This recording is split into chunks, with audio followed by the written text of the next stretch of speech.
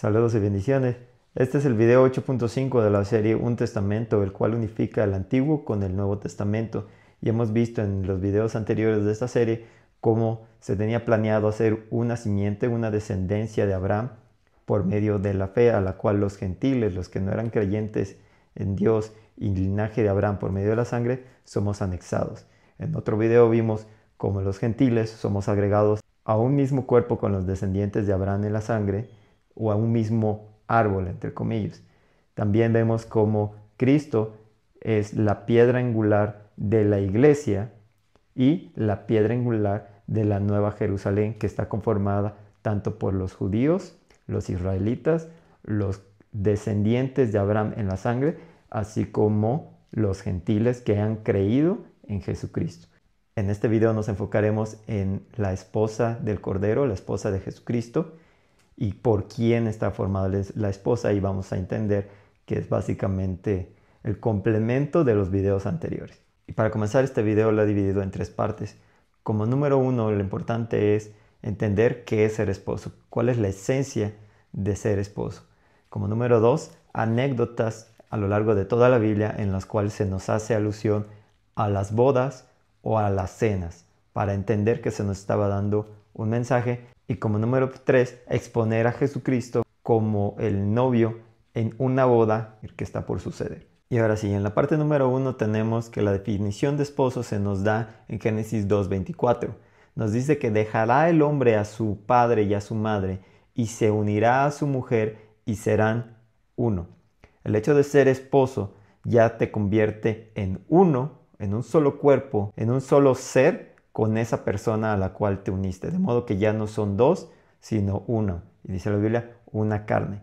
Y como comentario adicional con respecto a este tema, nos dice que la palabra que se utiliza para referirse a uno es ejad en hebreo, la cual es uno compuesto.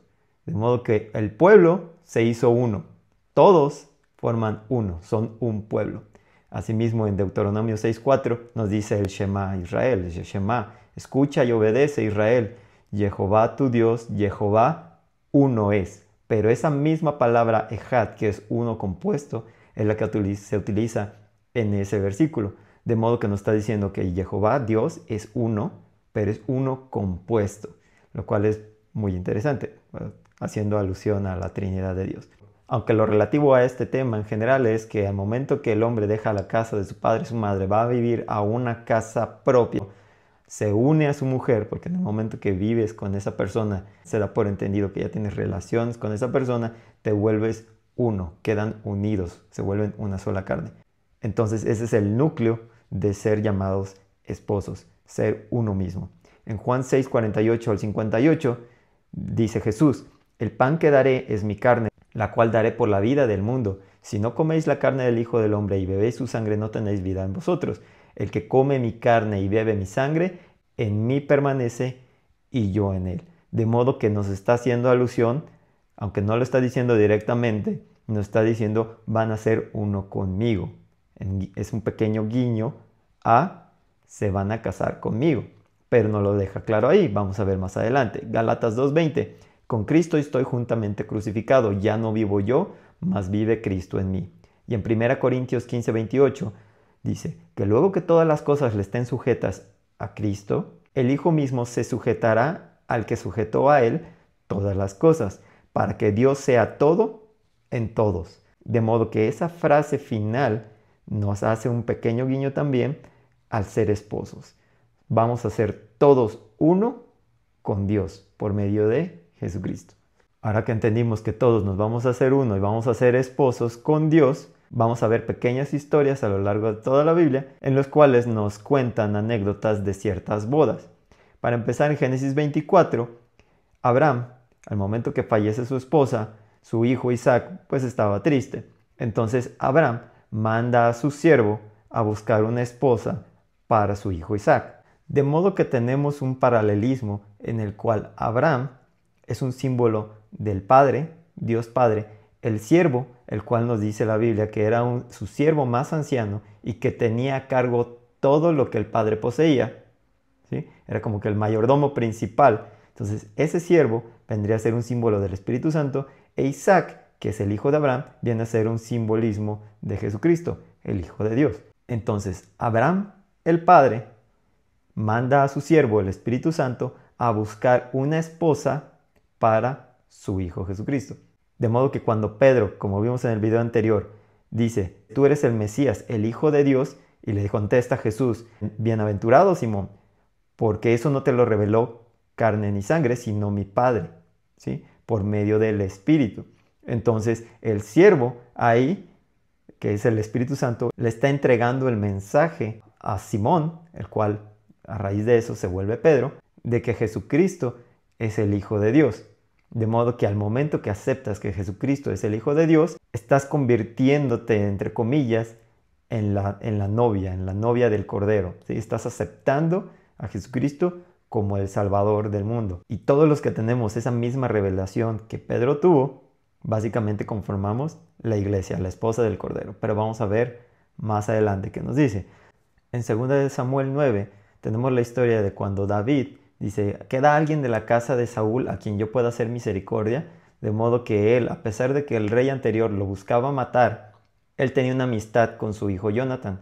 Entonces cuando dice, Jonatán está muerto, el rey Saúl está muerto, ahora yo soy el rey, queda alguien de esa casa a la cual yo pueda hacer misericordia. Y le dicen, claro, ahí está Mefiboset, es un hijo de Jonatán, el cual es lisiado. Dice, Jonatán era mi amigo, yo tenía un pacto con él, tráigame a su hijo. Entonces David, a pesar de que Mefiboset era descendiente del rey anterior, el cual lo quería matar y que a su vez él pudiera hasta cierto punto reclamar el trono del reino, él le dice, tú vas a comer en mi mesa como uno de mis hijos.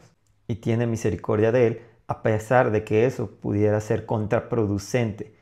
Y sin embargo, en una de las ocasiones, uno de los encuentros, le dice Mefiboset a David, toda la casa de mi padre era digna de muerte delante de mi señor el rey, ¿sí? Y tú pusiste a tu siervo entre los convidados a tu mesa. Aquí estamos haciendo referencia a una cena y las palabras de este hombre resuenan a lo que todos pudiéramos decirle a Dios. ¿En qué sentido? O sea, nuevamente, simbolismos. El rey David es un símbolo de Dios y Mefiboset es un símbolo de nosotros. Si entendemos que Jesucristo murió por nosotros, por nuestros pecados, que nosotros no merecíamos la salvación que Él nos ha dado, podemos decir nuevamente, toda la casa de mi padre era digna de muerte delante de mi Señor. Delante de Dios éramos dignos de muerte. Y tú, Dios, nos pusiste a nosotros entre los convidados a tu mesa. Dios, a pesar de que nosotros no lo merecíamos, Él no solo murió por nosotros, sino que nos pone en el banquete del rey, en las bodas del rey. En Salmos 45, todo es el cántico de las bodas del rey. Todo el salmo es un simbolismo de las bodas del rey. ¿De qué rey? ¿El rey que escribió el salmo? O guiño a el rey Dios que se ha de casar con nosotros. Jesucristo, el Hijo de Dios, casándose con su esposa. Entonces nos dice en uno de los versículos, olvida a tu pueblo, la casa de tu padre, y deseará el rey tu hermosura. Hay otro versículo que dice, mentira heredamos de nuestros antepasados, hablando los no judíos, hablando los gentiles, hacia Dios. Hemos heredado mentiras, ¿sí? De modo que aquí nos dice, olvida lo que sabías, olvida a tus antepasados, olvida a los otros dioses, y el rey deseará tu hermosura, y el rey se casará contigo. En Isaías 54 tenemos un versículo que era más directo hacia el pueblo de Israel en su momento, pero ahora que entendemos que somos uno con ellos, no hay una barrera divisoria entre Israel y nosotros, sino que esa barrera es simplemente la fe en Jesucristo, el Hijo de Dios, tenemos que tu marido es tu hacedor. Dios nos creó a todos, judíos y no judíos, y tu redentor, el Santo de Israel. Ahí, como pequeño paréntesis, podemos entender a qué se está refiriendo a una persona, a un ser, Dios tu hacedor y tu redentor, o podemos hacer hincapié a que es Dios tu hacedor y otro es tu redentor. De modo que estamos hablando de dos seres diferentes. Eso puede ser interpretación o puede ser otro pequeño guiño a la Trinidad de Dios. Independientemente de eso, Jesucristo es Dios, de modo que podemos entender, tu marido es tu hacedor y tu redentor, el Santo de Israel. Y en la palabra redentor, asimismo, como lo podemos buscar en el diccionario y nos va a decir algo así, como que alguien que pagó como Jesucristo, alguien que pagó por nosotros como Jesucristo, alguien que murió por nosotros como Jesucristo.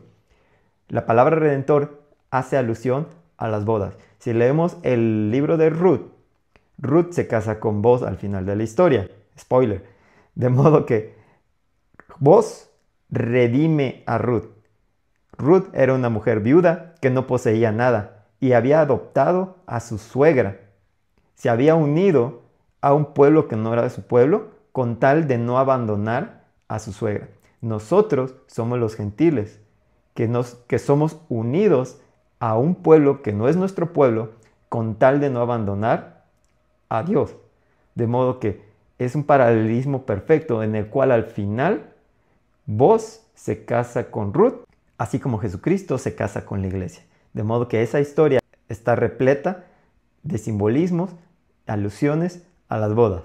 Y leemos: tu marido es tu hacedor y tu redentor, el que nos compra, el que nos quita la humillación de ser viudos de otra nacionalidad, sin posesiones. Al momento de casarse con nosotros es nuestro redentor, el que nos otorga la posición de esposo del rey. Entonces, nuestro redentor, el Santo de Israel, Dios de toda la tierra será llamado. Y ojo con Dios de toda la tierra, porque estamos hablando de que se casará con gente de toda la tierra. Como a mujer abandonada y triste de espíritu te llamó, como a la esposa de juventud repudiada, o en el caso de Ruth, viuda. No repudiada, pero sí viuda, el cual ya no tenía esposo, ¿sí? Por un breve momento te abandoné, eso diciéndosela a Israel, pero te recogeré con grandes misericordias.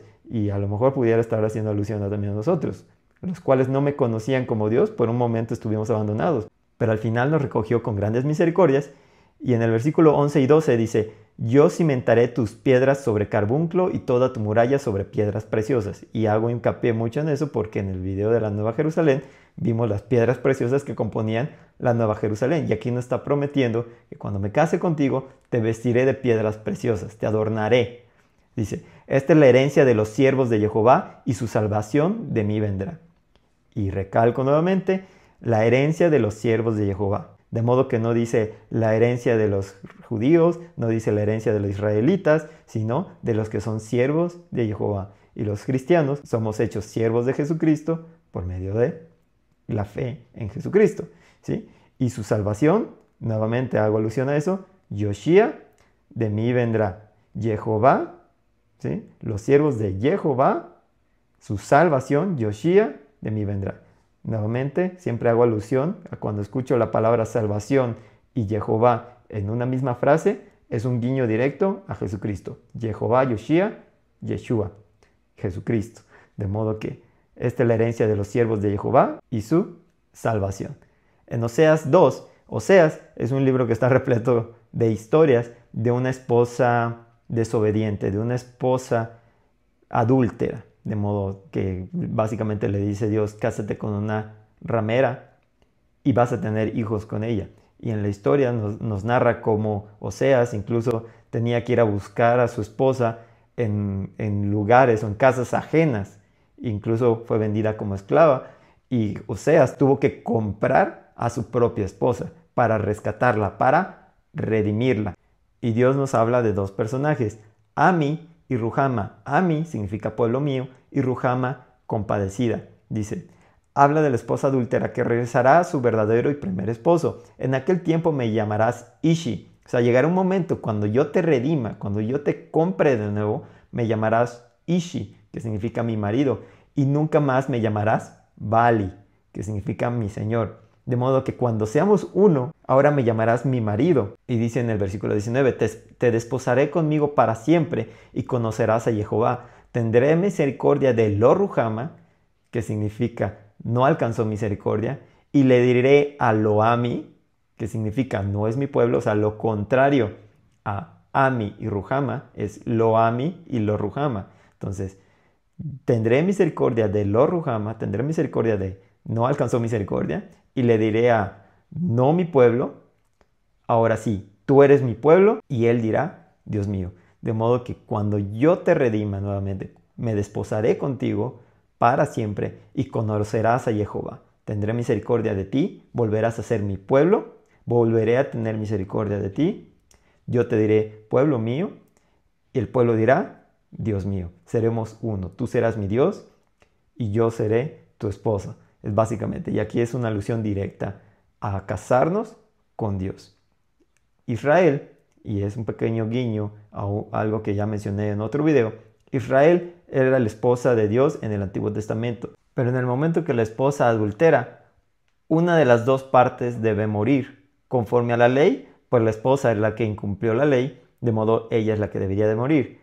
Sin embargo, ella queda libre de la ley, ella queda libre del voto de matrimonio si el esposo muere, porque el matrimonio es hasta que la muerte los separe.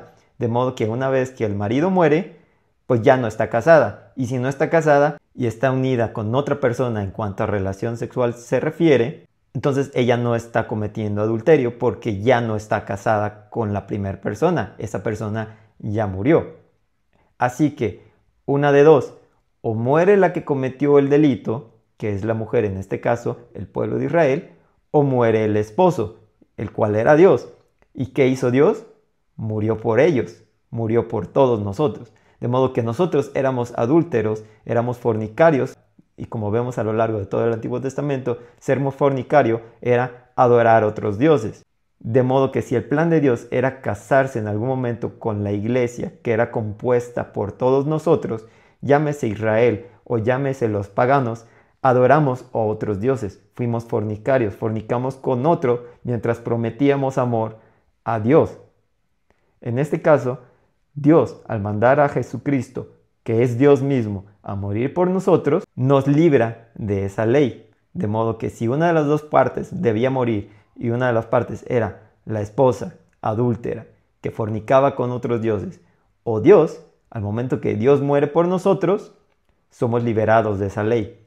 En este momento nosotros tenemos la decisión de decir, era esposa adúltera en el momento que yo estaba casada, pero en el momento de morir mi esposo, puedo seguir con los otros esposos, con los dioses paganos de la antigüedad, o volver a casarme con mi primer esposo. En condiciones humanas no sería posible porque el esposo ya está muerto, pero si el esposo revive, entonces ahora puedo hacer un nuevo pacto con ese esposo, es una nueva vida, se me está dando una nueva oportunidad de unirme a ese esposo y ahora sí serle fiel, lo cual no fui la primera vez. Entonces, en este simbolismo tenemos una idea muy clara de lo que Dios hizo por nosotros al morir. Y continuamos con más anécdotas acerca de bodas, pero ahora en el Nuevo Testamento. En Mateo 22 y Lucas 14 tenemos la parábola de una boda, en la cual en Mateo nos dice que un rey, en Lucas nos dice que el padre de una casa, simplemente un padre cualquiera, hizo una fiesta de bodas a su hijo. Entonces los siervos, nuevamente el espíritu, simbolismo de los siervos, el mensajero, fue enviado a llamar a los convidados, pero no quisieron venir. Aquí estaba refiriéndose a los judíos. Yo me voy a casar con el pueblo de Israel, que son mi pueblo, que son el único pueblo en todo el mundo que me sigue, que me conoce, hablando Jehová, ¿no? Entonces, los convidados a la boda, que a su vez son la novia, no quisieron venir.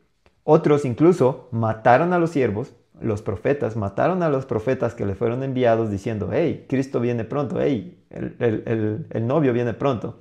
Entonces, el rey, al enterarse, mató a los homicidas y quemó su ciudad, ¿sí? Como está Jerusalén hoy día. Los convidados no eran dignos. Llamad ahora a las bodas a cuanto halléis. En Mateo nos dice a buenos y malos en general, pero en Lucas nos dice llama a los pobres, cojos, mancos, ciegos, llama a los paganos, llama a los gentiles, en pocas palabras. Entonces, las bodas fueron llenas, pero un hombre que no estaba vestido de boda, el rey lo mandó sacar. Y ahí viene el lloro y el crujir de dientes, porque muchos son llamados y pocos escogidos. De modo que no simplemente es el hecho de aceptar la invitación a la boda, a la cual tú eres invitado y a su vez eres parte de la novia, ¿sí? Sino que si eres sacado de la boda, pues viene básicamente el sufrimiento del infierno.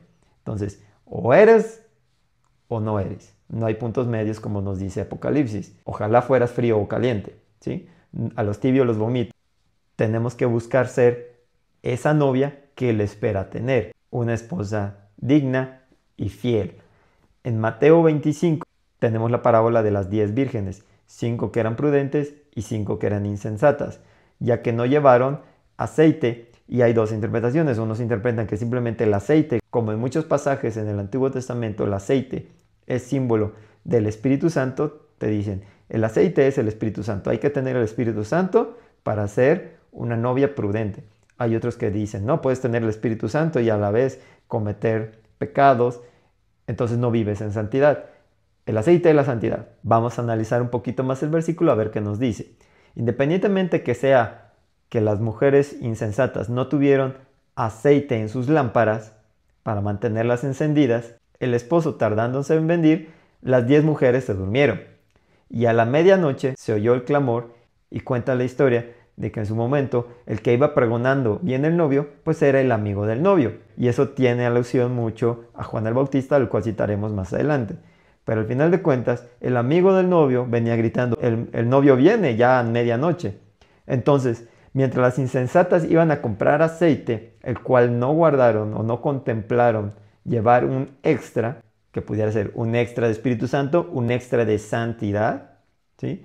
Mientras iban a comprar aceite, el esposo vino y las que estaban preparadas entraron con él a las bodas y cerró la puerta. De modo que cuando llegaron las insensatas, las 5 que fueron a comprar aceite y después regresaron, le dijeron, Señor, Señor, ábranos.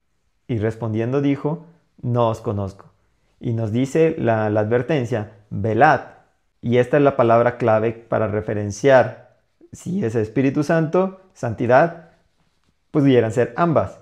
El punto es, velad, estén atentos, estén esperando al novio en todo momento, porque no saben el día y la hora en que el Hijo del Hombre, haciéndose referencia a Cristo a sí mismo, no saben cuándo he de venir. De modo que el llamado de toda esta parábola es, velad. Velad es estar preparados, haciendo lo que Él dijo que hiciéramos para el momento que Él llegue, no nos agarre desprevenidos. Y básicamente es seguir sus mandamientos y hacer lo que nos ordenó. Y dejar de hacer lo que nos ordenó que dejáramos de hacer. En Mateo 7 y Lucas 13 dicen, no todo el que dice Señor, como estas mujeres que le dijeron, Señor, Señor, déjanos entrar. No todo el que me dice Señor entrará en el reino de los cielos, sino el que, nuevamente, hace la voluntad de mi Padre, sus mandamientos. Me dirán muchos, ¿no profetizamos en tu nombre y echamos fuera demonios e hicimos milagros? Otra versión en Lucas dice, delante de ti hemos comido y bebido y en nuestras plazas enseñaste. Básicamente nosotros te dimos permiso de que hicieras lo que quisieras en nuestro terreno, en nuestro lugar, con nuestros amigos. Te invité para que platicaras del Evangelio a otras personas. Somos del mismo equipo, ¿no? Entonces, no todo el que me dice Señor entrará, sino que les declararé, nunca os conocí, apartaos de mí, hacedores de maldad. Y lo recalco, ¿por qué? Porque es básicamente lo que le dice a las novias insensatas. Nunca les conocí, déjenos entrar, yo no las conozco. De modo que aquí nos dice, si no haces la voluntad de mi Padre, yo les diré, nunca los conocí, hacedores de maldad. Y Lucas complementa esta historia. Ahí vendrá el llanto y el crujir de dientes, que es básicamente nuevamente lo que le dijeron a los que son sacados de la boda en la parábola del rey que hace la boda para su hijo. Dice, fue sacado de la boda y ahí vendrá el llanto y el crujir de dientes. Y nos aclara, cuando vean a Abraham, a Isaac y a Jacob y a todos los profetas en el reino de Dios, y vosotros estáis excluidos, hablándole a los judíos que conocían a Dios, pero no hacían la voluntad de Dios. Porque vendrán del oriente, occidente, norte y sur, y se sentarán a la mesa en el reino de Dios. Aclaro y recalco, vendrán de los 4 puntos cardinales y se sentarán cuando ustedes estén excluidos, hablándole a los judíos. De modo nuevamente que nos estaba diciendo textual, vendrá gente que no es descendiente de Abraham, que estará en el reino de Dios, mientras ustedes, y no todos, pero ustedes, los que no hacen la voluntad del Padre, serán excluidos. En Mateo 26, Marcos 14, Lucas 22 y 1 Corintios 11 nos narran la Santa Cena, la última cena que tuvo Jesús con sus apóstoles. Jesús dijo, comed esto, el pan que fue partido, el cual dijo, esto es mi cuerpo, y bebed, hablando del vino, bebed esto que es mi sangre para el nuevo pacto. Dice que por muchos es derramada para remisión de los pecados. En otras palabras, para redimirlos. no beberé más de este fruto de la vid hasta el día en que lo beba de nuevo con vosotros en el reino de mi Padre. Y Lucas nos dice, hasta que el reino de Dios venga. Nota, hasta que el reino venga, no hasta que nosotros muramos y estemos en el reino. Así que hace alusión directa a las bodas del Cordero. No volveré a beber de este vino, del fruto de la vid, hasta que el reino venga, hasta que sean las bodas del Cordero y estemos en la cena de las bodas.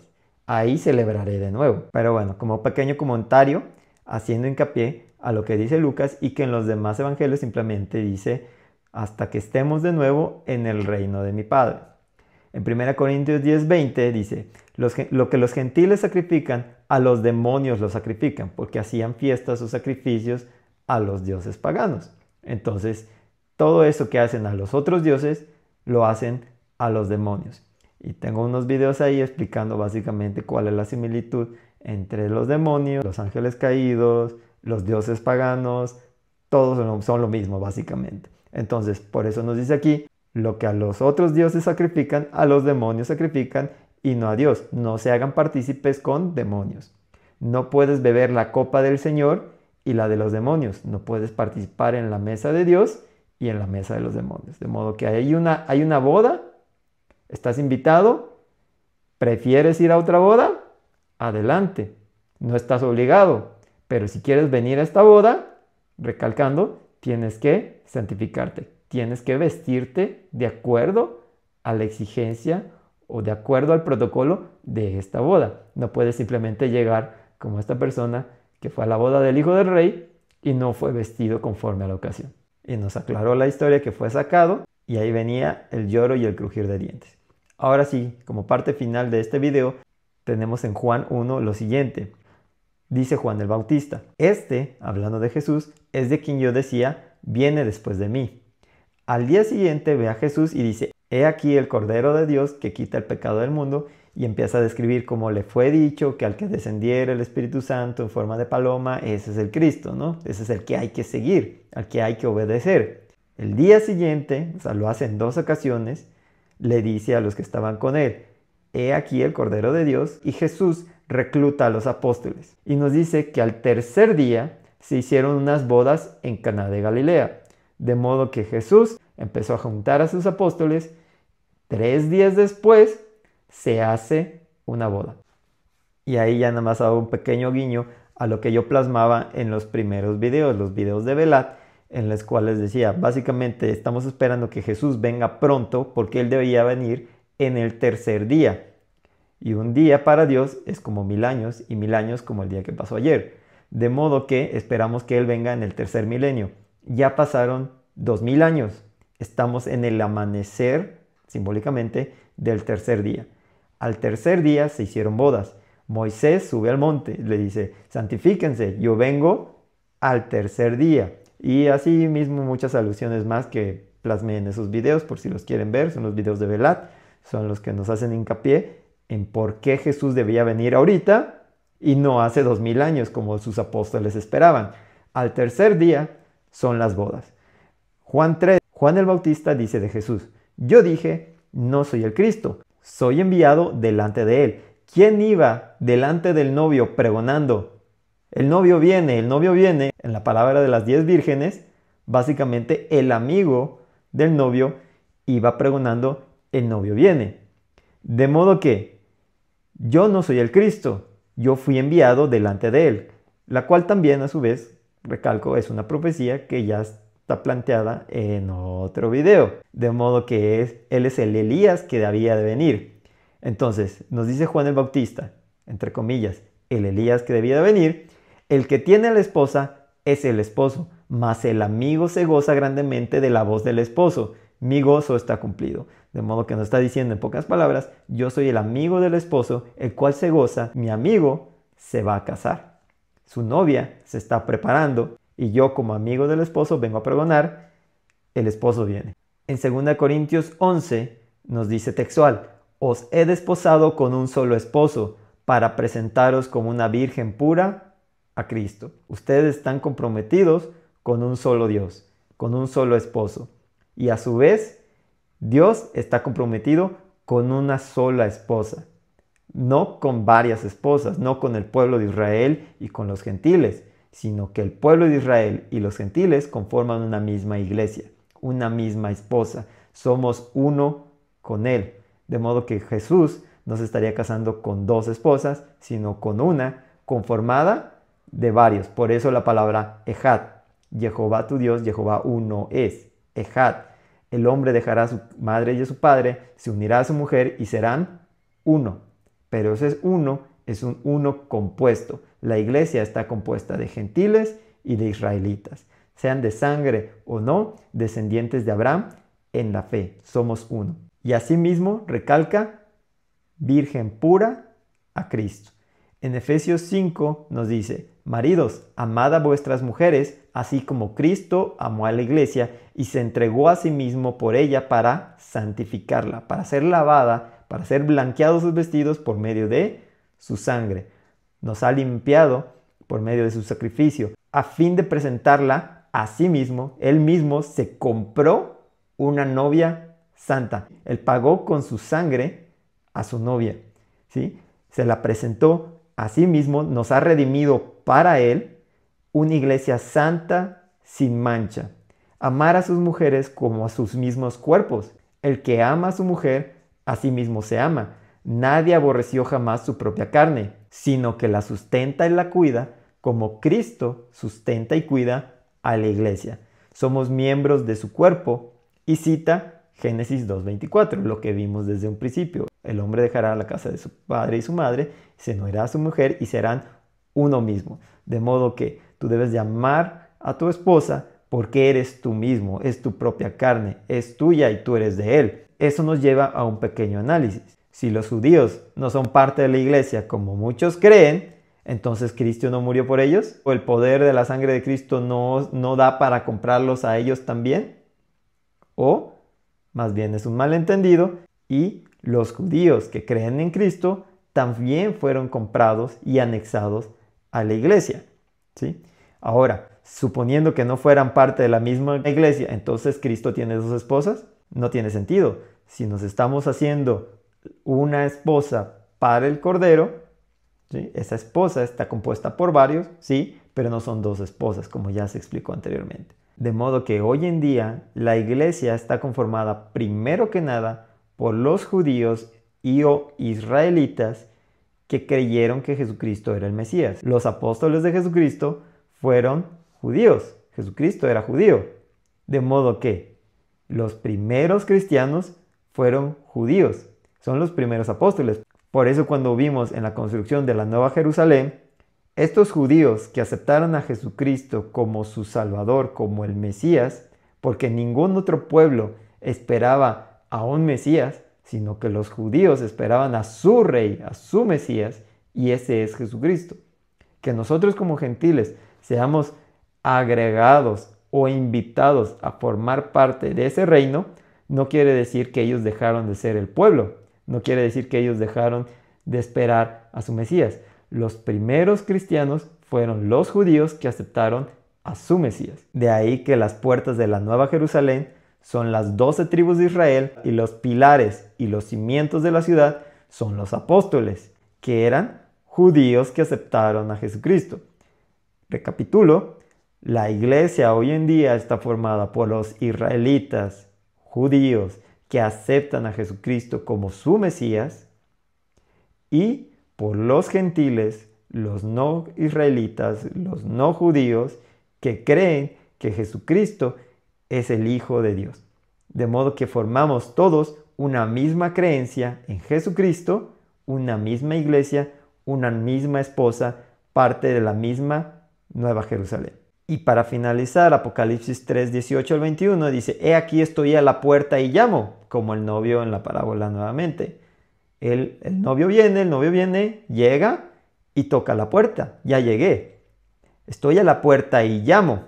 Si alguien oye mi voz, alguien, que sea judío, no judío, gentil, pagano, ramera, adúltero, borracho, mujeriego, etc., etc., etc. Si alguno oye mi voz y abre la puerta, entraré a él y cenaré con él y Él conmigo. El que escucha el llamado y abre la puerta, abre los brazos y recibe al esposo, cenará en las bodas. Apocalipsis 19. Gocémonos y alegrémonos y démosle gloria, porque han llegado las bodas del Cordero y su esposa se ha preparado. Se le ha concedido que se vista de lino fino y resplandeciente, que son las acciones justas de los santos. De modo que cuando el rey saca de la boda de su hijo a esa persona que no estaba vestida de acuerdo a la ocasión, ¿qué le faltó hacer a esta persona? Vestirse de lino fino. Y ese lino fino son las acciones justas de los santos. Y como vimos en el video, buenos o malos por naturaleza, nos damos una idea de todo lo que Dios nos dice que le agrada a Él, es bueno. Todo lo que hacemos fuera de la voluntad de Dios, es malo. De modo que las acciones justas son las acciones que Dios nos manda a hacer. Entonces son las acciones justas de los santos. Bienaventurados los que son llamados a la cena de las bodas del Cordero. En el 21, Apocalipsis 21 nos dice: y yo, Juan, vi la santa ciudad, la nueva Jerusalén, descender del cielo, dispuesta como una esposa ataviada para su marido, arreglada, vestida, adornada, como dijo en el versículo del Antiguo Testamento, los adornaré con piedras preciosas. Entonces, ataviada, adornada, como una esposa para su marido. Y una voz del cielo decía: he aquí el tabernáculo de Dios con los hombres, Él morará con ellos y ellos serán su pueblo. El hombre dejará la casa de su padre y su madre y se unirá a su mujer. Él morará con nosotros, nosotros con Él, y Dios mismo estará con ellos como su Dios. En Apocalipsis 21:9, ven acá y yo te mostraré a la desposada, le dicen a Juan, la esposa del Cordero, y me mostró la gran ciudad santa de Jerusalén que descendía de los cielos de Dios. En Apocalipsis 22:10 en adelante, el que sea injusto todavía. El que sea inmundo todavía. El que sea justo, practique la justicia todavía. Y el que sea santo, santifíquese todavía. Vístase para la cena. Bienaventurados los que lavan su ropa para tener derecho al árbol de la vida y para entrar por las puertas de la ciudad. Los que entran por las puertas de la ciudad son la novia. Los que lavaron su ropa, los que tienen derecho a entrar. Los que se vistieron para la ocasión. Apocalipsis 22:17. Y el espíritu y la esposa dicen: ven, y el que oye diga: ven. Si alguno oye, dice, si alguno oyere y abre la puerta, yo cenaré con él. Entonces el espíritu, el cual está llamando a la esposa, dice: ven. La esposa dice: ven, ya quiero que las bodas sean. Y el que oye, cualquiera que sea, judío, no judío, gentil, pagano, en la condición que hayas estado, si tú oyes esto y tú quieres ser parte de la boda, estás invitado. La única condición es prepararte y alistarte para la ocasión. Y el que tiene sed venga, y el que quiere tome agua de vida gratuitamente. De modo que con este versículo finalizamos este resumen acerca de la esposa, quién es la esposa, quién la compone, y que a su vez estamos notando cómo es completamente una misma historia con respecto a otros temas. ¿Qué otros temas? La simiente de Abraham. Somos una misma simiente, una simiente en la fe. Los gentiles somos agregados a un mismo cuerpo. En los versículos que decía, unos son oreja, unos son ojo, unos son boca, unos son nariz. Todos conformamos un mismo cuerpo, ¿sí? Llámese judíos, gentiles, somos un mismo cuerpo. En otro versículo nos decía, un árbol de olivo, el cual algunas ramas fueron cortadas para que otras fueran injertadas. Pero no quiere decir que Dios no tenga el poder de reinjertar lo que fue cortado. De modo que somos invitados a formar ese cuerpo, somos invitados a formar ese árbol. Ya habíamos visto que Cristo es la piedra angular. Creyendo en Cristo formamos un mismo grupo de creyentes en la fe, como simiente de Abraham nuevamente, y formamos esa ciudad santa que es la novia, la desposada del Cordero. Ya vimos que los casados somos uno, la esposa de Jesucristo se vuelve uno por medio de su sacrificio, y Cristo pues no tiene dos esposas. Entonces ese es el resumen de este video y de todos los videos que marcaron el capítulo 8 de la serie Un Testamento. Todos hacen alusión a volvernos un solo grupo de creyentes por medio de Jesucristo, por medio de la fe en Jesucristo. Espero que haya sido de bendición este video y este capítulo compuesto de varios videos en general. Bendiciones y hasta la próxima.